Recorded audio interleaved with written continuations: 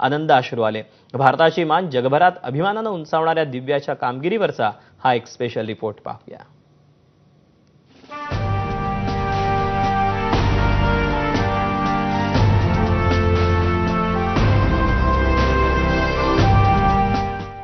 भारताच्या दिव्या देशमुखने नवा इतिहास घडवला. अवघ्या 19व्या वर्षी तिने महिला बुद्धिबळ विश्वचषकावर आपलं नाव कोरलं. ही कामगिरी करणारी ती पहिली भारतीय खेळाडू बनली. टाय ब्रेकर मधील दुसऱ्या अटीतटीच्या रॅपिड गेम मध्ये दिव्याने भारताच्याच कोनेरू हम्पीला हरवलं. विजेती बनल्यावर सर्वात आधी दिव्याने थेट आपल्या आईकडे धाव घेतली. आईच्या मिठीत विजेतेपदाचा आनंद साजरा केला. दिव्यानी आज जी कामगिरी केली आहे ना, ती आपल्या पूर्ण भारतासाठी, नागपूरसाठी, महाराष्ट्रासाठी, आमच्या परिवारासाठी, सगळ्यांसाठी ही खूप अभिमानाची गोष्ट आहे. आणि तिची इतक्या वर्षांची ही मेहनत आहे. तुमच्या सगळ्यांचे आशीर्वाद, तिचे कोचेस ज्यांनी तिला लहानपणापासून कोचिंग दिलेलं आहे, आणि प्रत्येक जो भारतीय आहे ज्यांनी दिव्याला बेस्ट विशेस दिलेले आहेत. आम्ही सगळ्यांचे आभारी आहोत, सगळ्यांचे आभारी. आणि सगळ्यात मोठे आभार देवाचे, की देवाची एवढी कृपा झालेली आहे. जॉर्जियाच्या बाटुमीत भारताच्या 2 कन्या अंतिम सामन्यात आमने-सामने होत्या. हा सामना साधासुधा नव्हता. नागपूरची दिव्या स्वतः गेल्या काही वर्षात बुद्धिबळाच्या जगात वेगाने एक पायऱ्या वर चढतीये. कमी कालावधीत ती भारताची दुसऱ्या क्रमांकाची महिला खेळाडू बनली होती. या वर्ल्ड कप स्पर्धेत तिने जागतिक क्रमवारीत वर असलेल्या 1-2 नाही, 2-3 नाही तर 4 खेळाडूंना हरवत आपलं नाणं किती खणखणीत आहे ते दाखवलं. दिव्यासमोर होती ग्रँड मास्टर, 2 वेळची वर्ल्ड रॅपिड चॅम्पियन, दिग्गज खेळाडू कोनेरू हम्पी.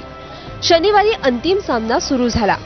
26 आणि 27 जुलै असे 2 दिवस 2 क्लासिक गेम बरोबरीत सुटले. सगळी मदार आजच्या टाय ब्रेकरवर आली. टाय ब्रेकरमध्ये दिव्याकडे पांढऱ्या सोंगट्या होत्या, मात्र अनुभवी हम्पीने तिला थोपवले. पहिला रॅपिड गेम बरोबरीत सुटला. दुसरा गेम बरोबरीत सुटेल अशी स्थिती होती, मात्र हम्पीच्या घड्याळात 30-35 सेकंद बाकी होते. त्या दबावाखाली तिने एक चूक केली आणि दिव्याने त्याचा फायदा उचलला. दिव्याला विजेतेपद समोर दिसत होतं. तिच्याकडूनही चुका झाल्या, पण अखेर संयम राखत तिने योग्य चाली खेळल्या.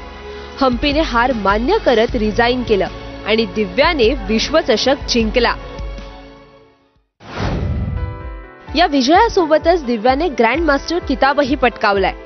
ती भारताची 88वी ग्रँड मास्टर बनली. या 88 मध्ये याआधी फक्त 3 महिला ग्रँड मास्टर आहेत: कोनेरू हम्पी, हरिका द्रोणावली, वैशाली रमेश बाबू.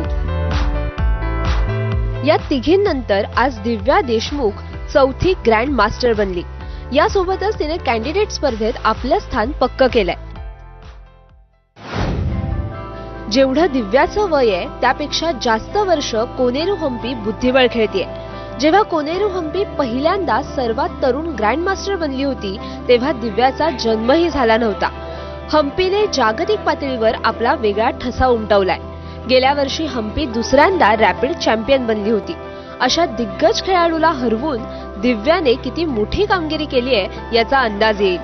विश्वचषक विजेतेपदासाठी दिव्याचं अभिनंदन. दिव्याची ही घोडदौड अशीच कायम राहो ही प्रार्थना. तिला एबीपी माझाच्या शुभेच्छा. ब्युरो रिपोर्ट, एबीपी माझा. केंद्रीय मंत्री नितीन गडकरींनी दिव्याला व्हिडिओ कॉल करून तिचं अभिनंदन केलं. संपूर्ण देशासाठी हा आनंदाचा आणि गौरवाचा क्षण असल्याचं गडकरींनी सांगितलं. तर मुख्यमंत्री देवेंद्र फडणवीसांनीही दिव्याचं अभिनंदन करून तिला शुभेच्छा दिल्या. दिव्या, तुला खूप खूप अभिनंदन, शुभेच्छा. तुझा खूप अभिमान आहे सगळ्यांना. वेल डन. God bless you. कसं काय वाटतं तुला आता? खूप छान वाटत आहे. छान वाटत आहे ना? खूप शुभेच्छा तुला. God bless you. खूप खूप अभिनंदन. Thank you thank you thank you. हॅलो, नमस्कार. हॅलो, खूप खूप अभिनंदन तुझं. Yes, you have made us proud आणि खूप आनंद झाला. आणि तू जे काही इतक्या कमी वयामध्ये जे काही तू मिळवलेलं आहेस ते खरोखर अतिशय गौरवशाली आहे. We are absolutely proud of you. Yes. 30 तारखेला नागपूरला ते. अच्छा, 30ला येतेस नागपूरला. Okay okay. मग आपण बोलून आम्हाला आता तुझा एक चांगला मोठा सगळा सत्कार महाराष्ट्र सरकारच्या वतीनं करायचा आहे, त्यामुळे आम्ही ठरवू तुझ्याशी बोलून तू केव्हा येते ते सगळं. So how are you feeling नाव?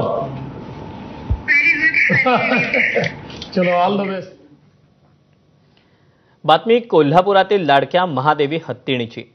नांदणी मठात 33 वर्षांपासून असलेली महादेवी हत्तीण तिला ग्रामस्थांनी निरोप दिला. महादेवी हत्तीणीला निरोप देताना इथले ग्रामस्थ भावूक झाले. एवढं